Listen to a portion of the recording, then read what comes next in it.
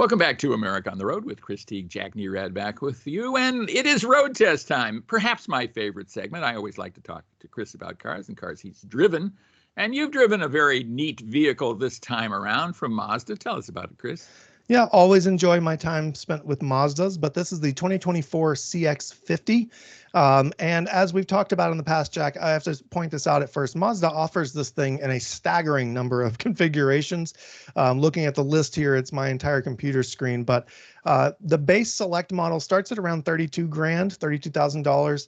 I tested the range topping all the way at the very top, the 2.5 Turbo Premium Plus, which came in at just under $45,000. Before I get too far, Jack, have you driven the CX-50? And if so, what did you think about it? I have. I think I might have actually been on the launch, and I liked it. I certainly have driven it, I think, since as well. Again, it kind of fits into kind of the hot hatch thing as opposed to being an SUV, but that's fine by me. Yeah, I agree, especially with the turbocharged engine, but we'll get into that in just a sec. So the base engine is a 2.5 liter four-cylinder. It makes 187 horsepower, 186 pounds of torque. The turbo engine that I tested is also a 2.5 liter with a turbocharger. It's 256 horsepower and 320 pound-feet of torque using premium fuel. Mazda made all-wheel drive standard for all of its SUVs a couple of years ago, and there's a 6-speed automatic transmission. So there's plenty of power here, Jack. 256 horsepower doesn't sound that great on paper, but that turbocharger and the torque off the line, 320 pound-feet, this vehicle feels very lively. It's more than capable of darting in and out of traffic, highway cruising, and passing at highway speeds. Absolutely no sweat for this vehicle. One thing I will say, it's got quick enough acceleration, a reasonably smooth ride, responsive steering, and good handling. However, on the highway, I drove this vehicle down to Boston for a New England Motor Press Association event, and it is one of the louder vehicles I've driven on the highway. There's a lot of road noise from the tires. There's a lot of wind noise, and you can absolutely hear all the vehicles around you. So I think that would be my big knock on this vehicle is it's not the most sedate cruiser, despite having a comfortable ride. I think that there could be some more sound deadening materials here. You know, Mazda kind of pitched this thing as an off-road-ish type SUV, as a more rugged version of the CX-5.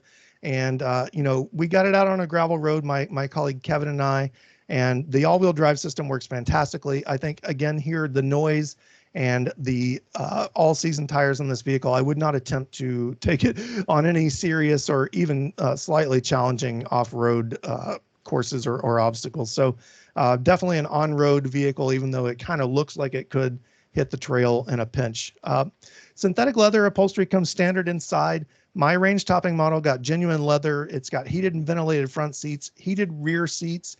I appreciate the interior space, Jack. The front seats are wide. They're nicely padded for my wide rear end as an American here.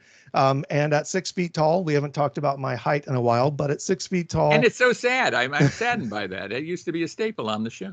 Yeah, that's been a while now. But with my seat and my preferred driving position, the children in the back seat have plenty of room, and I even sat back there, and I think that I could ride in the back seat as a 6-footer behind myself without much issue. The rear bench for me is a disappointment. It's a little bit too hard. It doesn't have enough shape. You know, like some vehicles have a nicely shaped and supportive back seat, at least for the outboard, the 2 outside seats. Just not enough support back there for me. Jack, what do you remember about the interior of this vehicle, and how do you feel about it? I like Mazda interiors. I think they do a good job. I think they look upscale versus, you know, a lot of their competitors. And I think largely they do a good job. They did, or they do. And this vehicle has a dark brown leather package inside. So I appreciate the contrasting colors. So a lot of automakers go all black or all one color.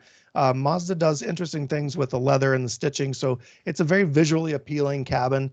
And I appreciate that. This vehicle also had a panoramic sunroof, which lightened up the interior and didn't make it feel like a cave, which you kind of sometimes get with vehicles with black upholstery or darker upholstery. So you get a 10.25-inch infotainment screen. This is a touch screen in certain situations only. The rest of the time, you're using the famous Mazda rotary dial, not the rotary engine, just the dial, which we've talked about many times in the past. Scrolling through long lists of songs or radio stations, you've really got to crank on that knob, and it's a little bit distracting while you're driving because you have to look and make sure that you're selecting the exact right thing. And I just find it annoying, and I wish it was a touchscreen all the time, or some other more intuitive way to control it.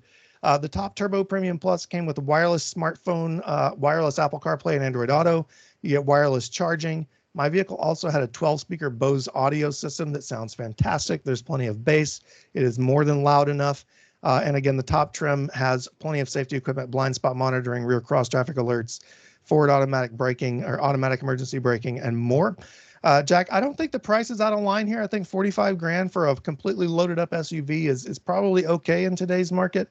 Other than the road noise and, some quibbles with the ride quality, I think on bumpier roads, this is a fine SUV and there's plenty of room inside. So if you don't need 3 rows, this is a great choice. Yeah. Well, it is a good one. Absolutely. And I still have difficulty getting my arms around $45,000 prices for a vehicle like that. But I think that's what the market will bear. And I think it's a pretty good value. Overall. Yeah, I had to say it in the context of the market, but a standalone vehicle, 45K is quite a bit. Yeah, absolutely.